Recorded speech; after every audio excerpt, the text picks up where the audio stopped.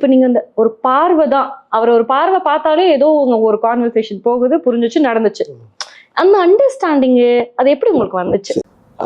சிம்பிளா சொல்லணும் அப்படின்னு சொன்னா சுயநலமா இருந்துடலாம். அதாவது தனியா இருக்கணும், எனக்கு பிடிச்சதை நான் பண்ணிக்கணும், நான் நினைக்கிறது நடக்கணும்னு நினைச்சா ஆட்டோமேட்டிக்கா நடந்துரும். பட் அது நிரந்தரம் கிடையாது. பட் ஒன்னா இருக்கணும், ஒன்னா சேர்ந்து பயணிக்கணும், ஒன்னா சேர்ந்து என்ன வேணாலும் பண்ணலாம். ஒன்னா சேர்ந்து கோடியில சம்பாதிக்க வேண்டாம், லட்சங்களும் வேண்டாம், 1000 இருந்தாலும் சந்தோஷமா அதை அனுபவிக்கிறதுக்கு நம்ம ஒன்னா இருக்கோங்கிறத புரிஞ்சுக்கிட்டா லைஃப் நல்லா இருக்கு. அது நிறைய பேர் சிங்கிளா அதை வந்து சந்தோஷத்தை அனுபவிக்கிறாங்க. பட் அதை விட டபுளா, அதை விட ரொம்ப ரொம்ப சந்தோஷமா ஒற்றுமையா குடும்பமா இருந்தா எவ்வளவு சந்தோஷமா இருக்குங்கிறத வெளியில இருந்து எங்களை பாக்குறத தாண்டி வாழ்ற எங்களுக்கு அது ரொம்ப சந்தோஷத்தை கொடுக்குது. அது நிரந்தரமா இருக்கணும்னு சொன்னா நீங்க சொன்ன அந்த போட்டி பொறாமை எல்லாருக்கும் அது இருக்கும். எல்லாரும் அதை கடந்து தான் வரணும். அதை ஓவர் கம் பண்ணி இதெல்லாம் ஒரு மேட்டர் கிடையாது.